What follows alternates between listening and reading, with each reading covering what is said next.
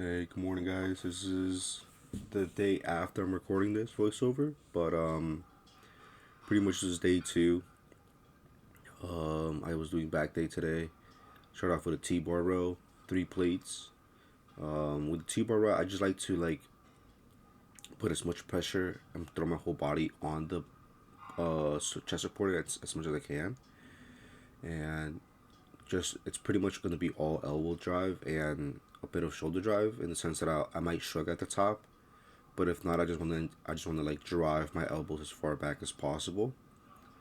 The reason I'm using the inside handle, right? There's an outside, there's an inside. I don't simply reach the outside ones, and whenever I do it, I don't get the same muscle connection. It just always feels a bit off. It's not something about like, oh, you can do more weight. I feel like on the outside you can do more weight. It's closer to the weight, and doing it further from it changes the momentum more and stuff like that. So just doing it inside, and you see how I'm like driving my elbows towards my armpits, right? Or just driving them back as far as I can instead of just kind of doing, getting my chest off the pad and forcing it that way. I'm kind of restricting myself to this movement, and I pretty much love it. I like it a lot. I did 2 sets of this just because I want to do more lat emphasis on my back days.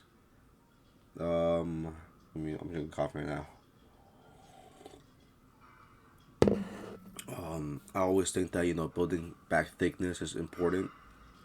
You want to do the opposite of what you already have, right?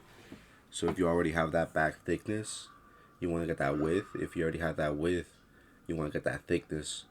So for me, being the shorter status, I feel like I'm gonna put on thickness easier than I would put on width. So my next movement right here is to pull down. I don't really do these, but I want to start incorporating them more. I know they're really good for your lats, and so every gym's gonna have that stuff. Coming to this gym, there's a lot of good equipment pieces here, and I kind of want to get really good at the basics, just because if I do go to other gyms, I don't want to limit myself and be like, oh, I don't have this like isolated single arm chest supported low row. I can't do this movement. But every gym's gonna have a pull down, so I'm gonna know what it is. With this movement, it's kind of a weird thing. I kind of lean back, lean forward, and then I find the middle, put my head all the way back, my shoulders forward, and I kind of just let the weight stretch out my lats as much as I can, and then just drive it down with my elbows as much as possible, keeping my chest up. Pretty much most of the time. You'll see here in a bit with this bar, or sorry, with this attachment. Yeah, right here, my fingers start to slip forward, and they're just getting crushed, not in the best way, right? And so I'm readjusting myself right now. So I did 8. I count 8, I believe, and then I finish off. I do 4 more here, but in total, I think I got about 4 to 5 sets on this pull down.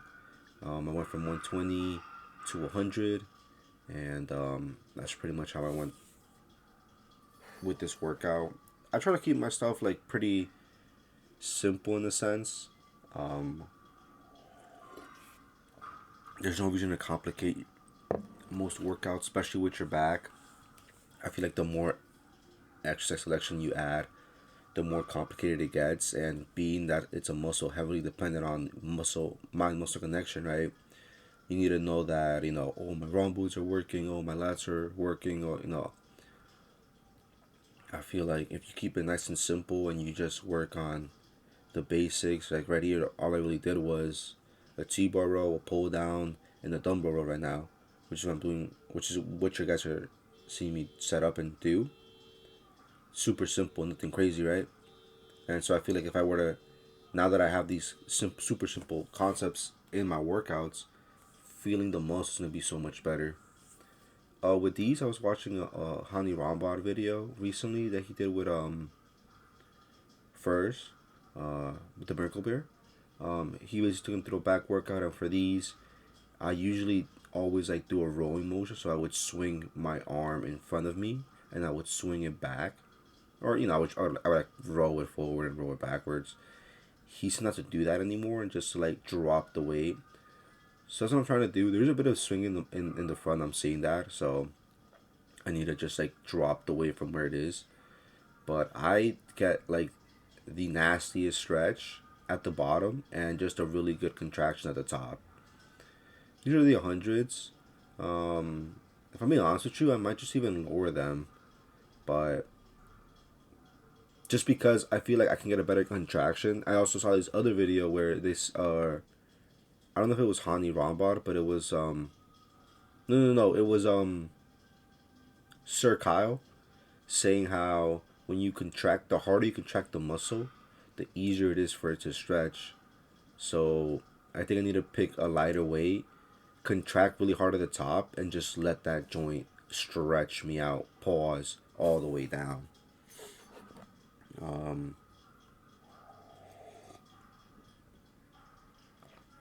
with this one, I kind of do the same thing. I try to keep my chest as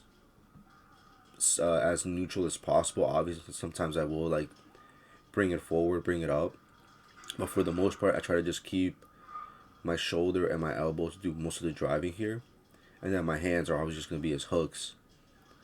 Something for the new year. If you guys are looking, like see right there, I'm like swinging it forward. I should be just dropping it down. But that's stuff that I'm nitpicking right now, like, and it's good, obviously. For the new year, I kind of want to have that thing where I want to have that drive again, where I'm nitpicking. I'm like doing the extra mile. Yes, I'm nitpicking myself. I'm going the extra mile because it is myself, and I want to be my biggest critique and my also my biggest supporter, right? Here's just a regular pose down. Hopefully, I don't stagnate too long, but if I do, then more talking, I guess. But that was pretty much it. Like that's I did. Besides that, I just did like one more, which was a pullover. Nothing crazy. I mean, it was really just to, like burn out the muscle, burn out the lats. Nothing that's like a crazy set that needs to be done. But I'm weighing here at about still 195. I think I don't really weigh myself daily, but I want to assume that it's 195 still.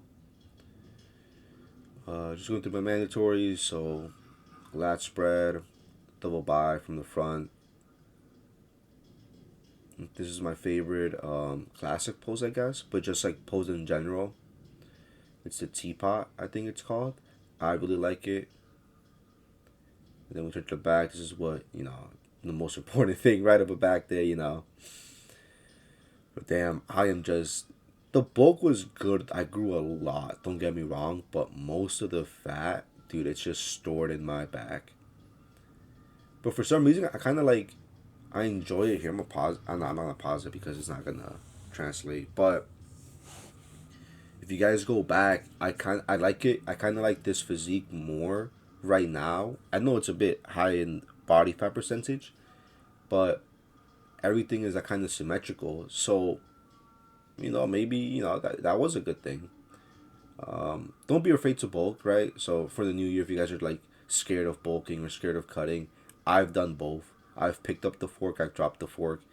It's not, the end of the world whether you get fat or whether you're super small. It's being at a comfortable body weight.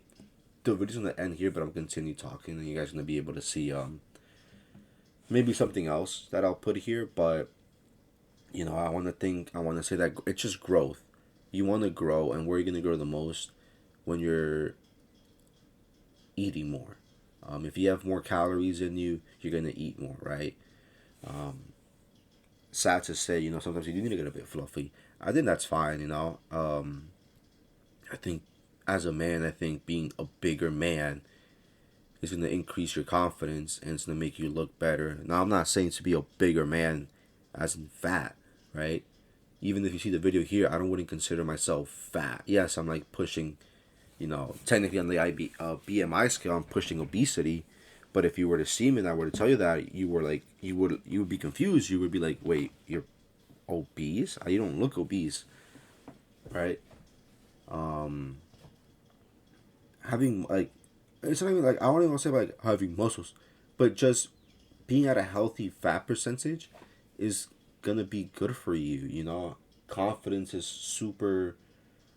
It's something that nowadays, I feel like, well, personal speaking, right, from a male's perspective, I think it's being attacked, just because with the introduction of social media, as it ramps up and kind of takes over a lot of people's perspective, there's a lot of men and women out there, that are going to be way, way, way more successful than you at your age. They're going to be doing way more stuff than you. They're going to be way more active, whether that's in the gym, financially, in school, with the girls, whatever. They're going to be way more better than you, bro. And it's just, it is what it is. You know what I'm saying? Right now in the morning after I got everything done, I was watching a video with right now currently DC is doing the Ultimate Verse. So Ultimate Superman, in this universe, Superman himself, he's in his planet. He's basically, with a new origin, he's a nobody, right? But when he comes to Earth, he's Superman. So, you know, think of it like that. Like, there's always, no matter, it's where you position yourself and where you are that makes you that person. And also know that there's going to be somebody out there that's just going to be simply better than you. And that's fine. It's what's going to happen when genetics, place of birth, when like a bunch of like when a bunch of variables are in the equation and they're all, connected to an RNG value, not everybody's going to be the same. You know what I'm saying? If X plus Y plus determination equals a human being, and X and Y, X being genetics and Y being status, and they're both equal to RNG, I mean, bro, it's literally just if you're born with really good genetics but a shitty status, determination is always a constant. If you're born with shitty genes but good status, determination is always a constant. Two people can be born like that, complete opposites. But if one's more determined than the other, then he's gonna push himself. That's why you see so many like unattractive by society standards men with really attractive women. You know, shitty genetics, good status. Why do you see so many like comeback stories, underdog stories, successful stories? Good genetics, shitty status, good determination. They were determined. Just because you were born into a rich household does not automatically make you rich. Yeah, your daddy has that big money, but if he's a good father and he's a good human being, he's not just gonna automatically be like, yeah, you're rich, by the way. He's gonna make you work for that shit, in my opinion. That's daddy's money, but that ain't your money. Shaquille O'Neal is like the best example of this. His kids are not rich. Shaquille O'Neal is rich. Shaquille O'Neal's son, he has to get his money. It ain't daddy's money. Yeah, daddy's gonna help him out, right? But I don't think Shaquille O'Neal's gonna go out of his way to like make his son into a 2.0 version of himself. He's gonna want his son to strive for that stuff. You know, and same. It applies the opposite way, and I think, in a sense, talking about this, like being angry, not necessarily at the world, but just being angry does go a long ways. When I train at Apollon, and I go to other gyms that are like Apollon, pretty small, you know, they're not the state of the art stuff. I get angry in the best way because I'm thinking to myself, damn, like I'm over here busting my ass, you know, using whatever I can to using what I have to get as big as I can, while other people are training at like the best facilities where they have the best equipment, best lighting, you know, they're eating the best foods. Everything over there is like so much better than now. Yet I'm working harder than them, but I'm not seeing the same results. That anger that comes with it, that shit drives me, bro. That shit's what I want. Another example I can use is like somebody like Chris, somebody like Mac Pappy, somebody like trying to think of other powerlifter friends that I know. Oh man, I don't know. Those are the only two that really come to mind. No, no, wait, sorry, I apologize. Someone like Christian, and they're like these really good power lifters, exceptionally strong. They have super high dots. And where do they train? At a fucking commercial gym. You know what I'm saying? Like that shit is tough. You can't be super loud. You can't slam the weights all the time. They're really restricted just by the environment of being in the powerlifting gym. Sorry, being in the commercial gym. Whereas if they were at a powerlifting gym, you know, everything they did would kind of be acceptable. You're slamming the weights, you're getting hyped, you're getting happy, you're expressing yourself. That's welcome there. That's what a powerlifting gym is for. But they don't train there. They can't do that stuff. They got to come in, do their benching, do their squatting, do their deadlifting, and kind of hold everything in, and then leave. You know, a commercial gym, you have that atmosphere. Nobody really talks to you. Nobody really is like, "Oh, hey, good shit, bro." Nobody knows what you're doing, right? So all that environment and all that people and all that equipment, right, is so much different from gym to gym. And I want to know. I want to think that deep down they kind of have that same like drive, that same anger, where they not a wish, right, but they would a bit tiny bit like to be at a place where it's more welcoming and more acceptable and more just that around them to like uplift them and motivate them. It's pretty hard to want to grow when you're the tallest tree in the forest. you know that's why I kind of like lifting with them. I kind of like training myself with them because I'm training by myself for most of the time. I'm seeing myself and I'm comparing myself to other people. And when I see people like Mac deadlifting about 5 times his body weight, when I see Christian squatting about 5 times his body weight, when I see Chris benching about 5 times his weight, when I see fucking I'm blanking out Jim 66, Adam Sandler movie, Mr. 500. When I see Eddie, benching like 500 pounds, that shit's like, damn, it's like, it's not even like, yeah, he's pretty tall. He is a huge tree, you know, that I need to overcome. And that's something that's like, yeah, double check that, man. I don't think, a 500 bench is anywhere near your future. It might be just like, hey, nah, right now, bruh. So surrounding yourself with people like that, bigger trees than you, is always gonna push you to grow. Because unless your determination is jack shit, then yeah, you're not gonna grow. But if you're determined to, not be better than them, but at least be on par, want to surpass someone like that, not just in the gym, but financially and in life, there's nothing wrong with it. Having a bit of competition. It's just when you push it to top, when you like brag about it and where you're like, yeah, I'm better than you now, bitch. That's when it's like, that wasn't the whole point, bro. If I were to ever surpass Chris, if I were to ever bench more than Eddie, I would never throw it in their face. You know, I would never be like, yeah, what's up, bitch? You my bitch now. Yeah, yeah, yeah. All that shit you talking about. What shit was he talking about, bro?